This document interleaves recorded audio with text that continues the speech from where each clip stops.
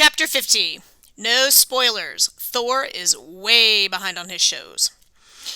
Yep, we killed the goats.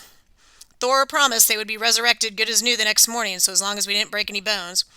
Otis assured me a frequent death was good for his exposure therapy. Marvin growled at me to get on with it and not be a weak-kneed wimp. It was a lot easier killing Marvin. After 2 years of homelessness, I thought I knew how tough it could be to keep myself fed, but let me tell you, killing and butchering an animal for my own supper was a new experience. You think it's gross to pull a half-eaten sandwich out of a trash bin? Try skinning a goat, cutting it into chunks, building a fire, and then cooking the meat on a spit while attempting to ignore the goat head staring at you from the scrap pile. You might assume that kind of experience would turn me into a vegetarian. But nope. As soon as I smelled the cooking meat, my hunger took over. I forgot all about the horrors of the goat slaughter. Those Otis kebabs were the best thing I ever tasted. As we ate, Thor chatted about the Giants, Jotunheim, and his opinion on Midgard television shows, which for some reason he followed religiously. Can I say a god did something religiously? Giants, he shook his head in disgust. After all these centuries, you'd think they'd learn to stop invading Midgard. But no, they're like, what is it? The League of Assassins and Arrow. They just keep coming back, as if I would let something happen to humans. You guys are my favorite species. He patted my cheek. Fortunately, he had taken off his iron gloves, or he would have broken my jaw. Unfortunately, he hadn't washed his hands after gutting the goats. Hearthstone sat by the fire, nibbling on a piece of Marvin haunch. He was getting some of his strength back, though every time I looked at him, I had to force myself not to sob. I wanted to hug the poor guy, bake him a batch of cookies, and tell him how sorry I was about his crappy childhood. But, I knew he wouldn't want pity. He wouldn't want me to start treating him differently. Still, the empty cup runestone weighed heavily in my coat pocket. Sam stayed at the edge of the fire, as far from Thor as she could get. She said as little as possible and made no sudden movements, which meant that most of Thor's attention was on me. Everything the Thunder God did, he did with gusto. He loved cooking goats. He loved eating and drinking mead. He loved telling stories. And he loved farting. Boy, did he love farting. When he got excited, sparks of electricity flew from his hands, his ears, and, well, I'll leave the rest to your imagination. Unlike the movie version, there was nothing polished about Thor. His face was handsome in a beat-up way, like he'd spent years in the boxing ring. His chainmail was filthy. His leather jerkin and trousers had worn to the color of dirty snow. Tattoos covered his muscular arms. On his left biceps, Sith was inscribed inside a heart. Around his right forearm coiled a stylized world serpent. Across his knuckles on either hand, in block letters, were the names Magni, and Modi. First, I was nervous about the name Magni because it was so close to Magnus. The last thing I wanted was my name printed across the Thunder God's fist, but Sam assured me quietly that it was totally a different name. Thor regaled me with his theories about a hypothetical death match between Daryl from Walking Dead and Mike from Breaking Bad. Back when I was hanging out on the sidewalks of Boston, I would have been happy to talk TV for hours just to pass the time, but now I had a quest looming. We'd lost a whole day to unconsciousness. Speculating on the new fall lineup wasn't going to mean much if the world was consumed in flames 3 days from now. Still, Thor was having so much fun it was hard to change the subject. So, what do you think? Best villain in an ongoing series, he asked. Oh, wow, tough one. I pointed at his knuckles. So, who are Magni and Modi? My sons, Thor beamed, with the goat grease in his beard and the random electrical sparks flying from his fingers. I was worried he might set himself on fire. I've got lots of sons, of course, but they're my favorites. Yeah? I asked. How old are they? He frowned. Oh, this is embarrassing, but I'm not sure. They might not even be born yet.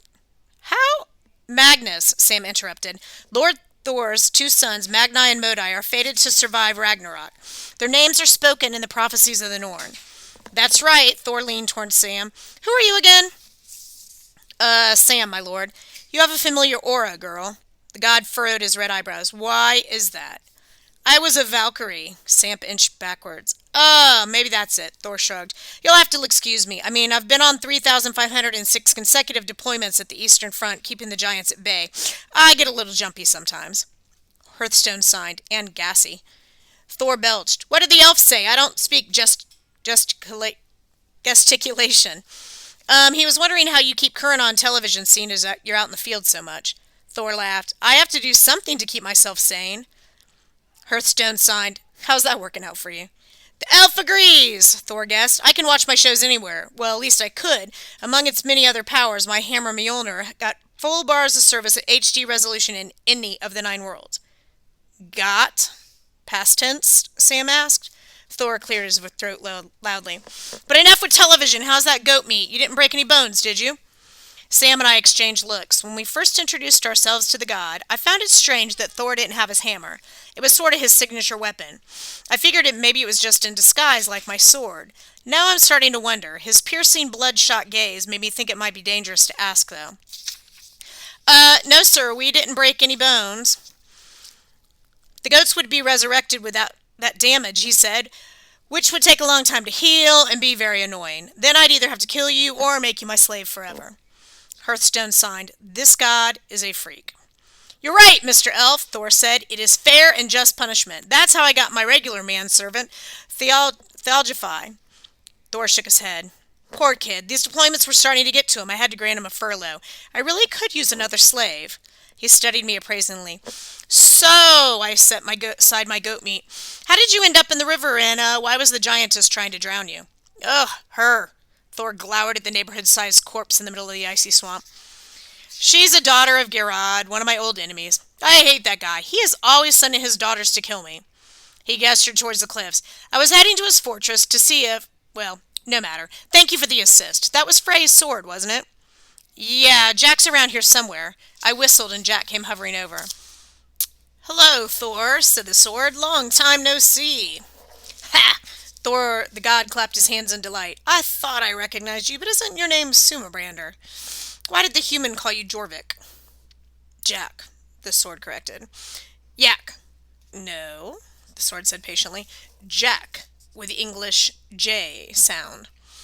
Okay, fine. Well, nice job with the giantess.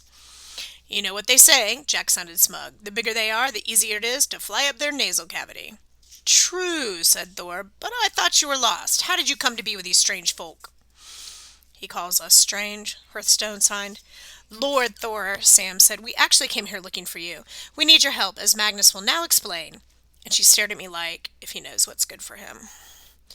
I told Thor about the Norn's prophecy, 9 days hence, sun going east, Surt explodes everything, Fenrir's wolf, nasty teeth, eats world, etc. Thor became agitated. Sparks flew from his elbows. He rose and paced around the fire, occasionally punching nearby trees. You want me to tell you where the island is, he deduced. That would be great, I said. But I can't, Thor might have determined. I can't be sending random mortals on wolf-watching tours. Too dangerous. But Ragnarok, not ready. No, not unless... He froze. Then he turned to us with an eager gleam in his eyes. Perhaps that's why you're here. I do not like this, Hearthstone signed.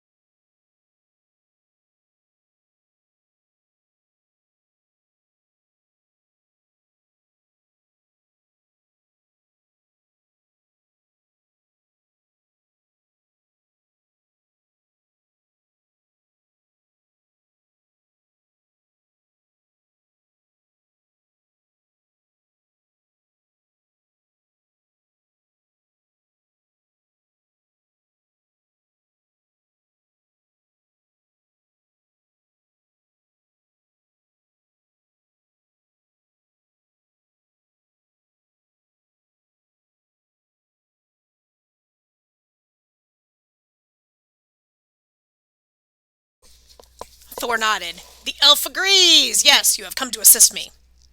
Exactly, said Jack, humming with excitement. Let's do it, whatever it is. I had a sudden desire to hide behind the goat carcasses. Anything the god of thunder and the sword of summer agreed on, I didn't want to be a part of. Sam placed her axe at her side, as if she anticipated needing it soon. Let me guess, Lord Thor.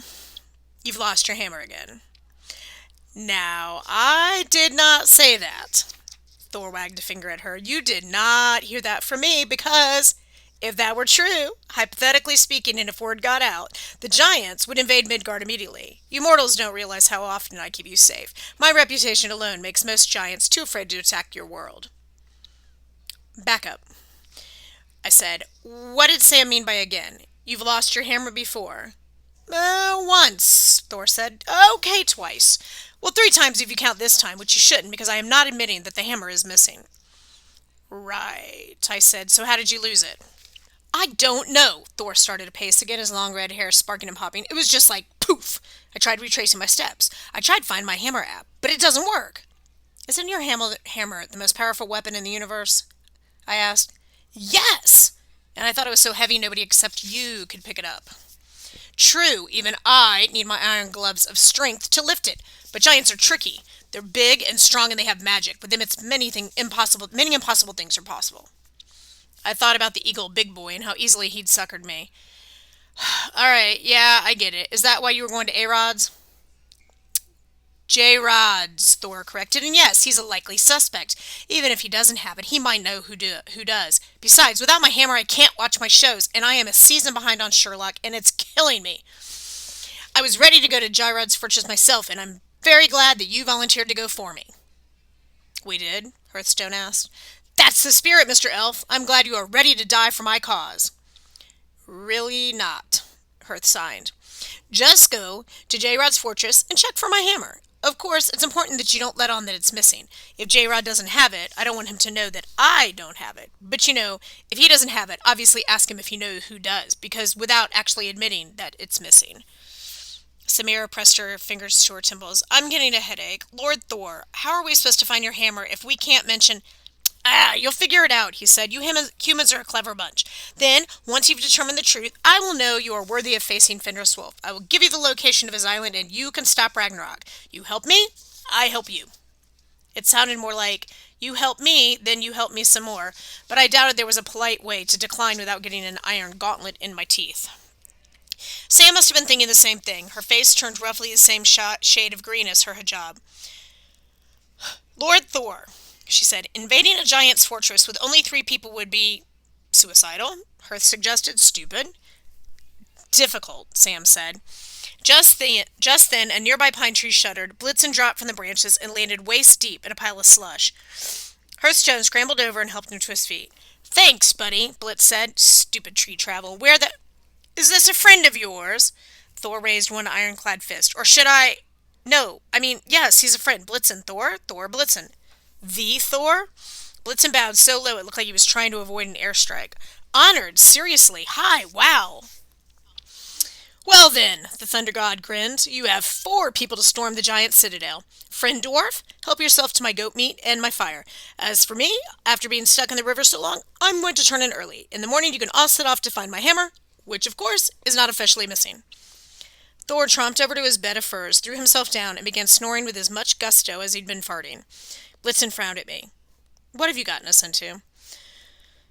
Long story, I said. Here, have some Marvin.